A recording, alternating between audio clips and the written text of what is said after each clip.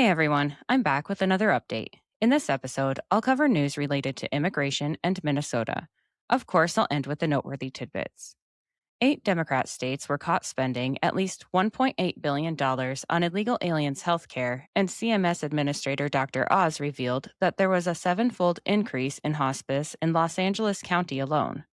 The Department of Homeland Security funding bill, set to be passed soon, will give $10 billion to the department and will include $20 million for body cameras and no requirement for agents to remove their masks, and congressional Democrats are threatening to shut down the government over this. As immigration enforcement operations continue, the resistance against ICE grows stronger. The Black Panthers are now organizing and training to guard their community against ICE raids, and Homeland Security Assistant Secretary Tricia McLaughlin said information about ICE agents' children is being posted on the dark web.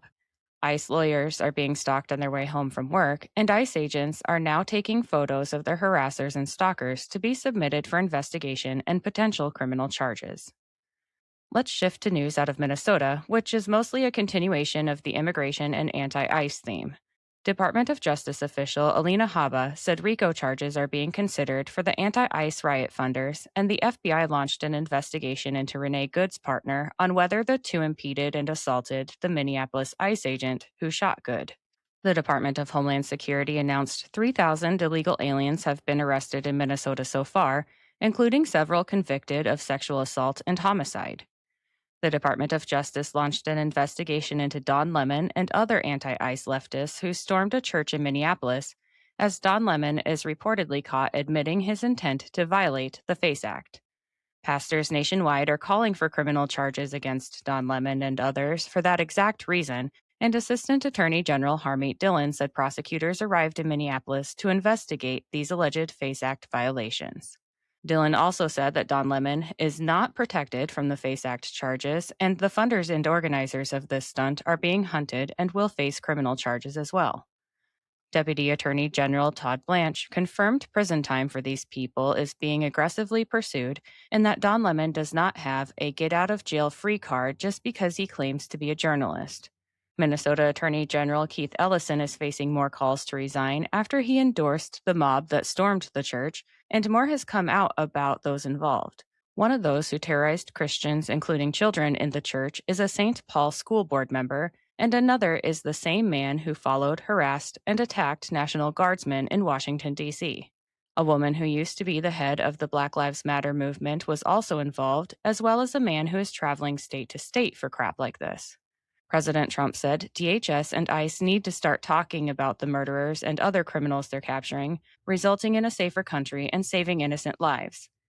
DHS Secretary Kristi Noem confirmed Minneapolis Mayor Jacob Frey and Governor Tim Walz released 490 illegal alien drug traffickers, rapists, and murderers onto the street instead of handing them over to ICE in the jails, and ICE agents in Minneapolis arrested a Sudanese man with 12 prior criminal convictions and nearly 50 other targets. Attorney General Pam Bondi traveled to Minneapolis to give another Fox News interview. To warn Frey and Walz that they aren't above the law, but as we know by now, Bondi's actions produced zero results as usual. The FBI served subpoenas to Governor Walz, Minnesota Attorney General Keith Ellison, and Mayor Frey as part of a major criminal investigation, and a House investigation has been launched into Somali Congresswoman Ilhan Omar's net worth exploding up to $30 million.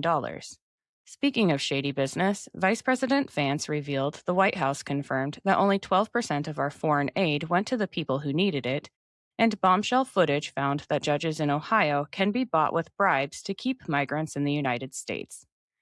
Now it's time for the noteworthy tidbits, which are brought to you today by Big Fork Brands.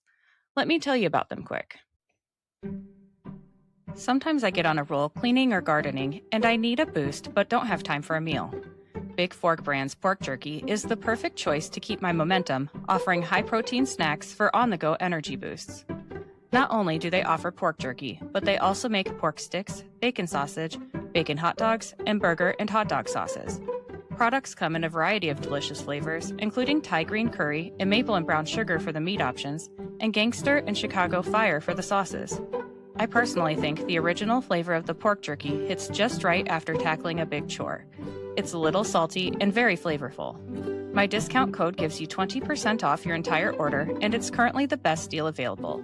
Just visit bigforkbrands.com and enter in my promo code JADE, that's JADE, at checkout.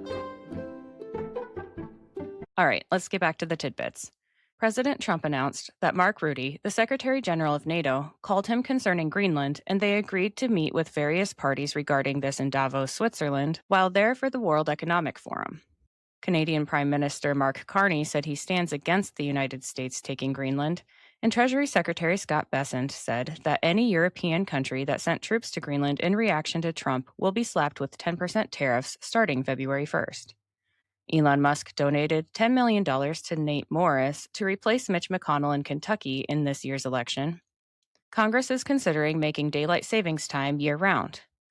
President Trump announced the United States has withdrawn from the UN Human Rights Council, the UN Relief and Works Agency, the Paris Climate Accord, and dozens of other foreign entities. It's been confirmed that Neville Singham has contributed funds to anti-ICE riots and agitators nationwide. Congressman John Rose revealed that Congress has sent over 200 bills to the Senate that the Senate hasn't acted on. Vice President Vance and Second Lady Usha are expecting their fourth child, a baby boy, due in July. President Trump said that now that Maduro is in custody, his lawyers have learned some things about Venezuelan election software and ties to tampering with the 2020 election results. When asked if military action in Iran is still on the table, President Trump did not rule it out. The Department of War seized another sanctioned tanker in the Caribbean. The Senate never confirmed Lindsay Halligan to be U.S. Attorney for the Eastern District of Virginia, so a judge has moved to replace her. President Trump signed an executive order to prevent massive corporations from buying single-family homes.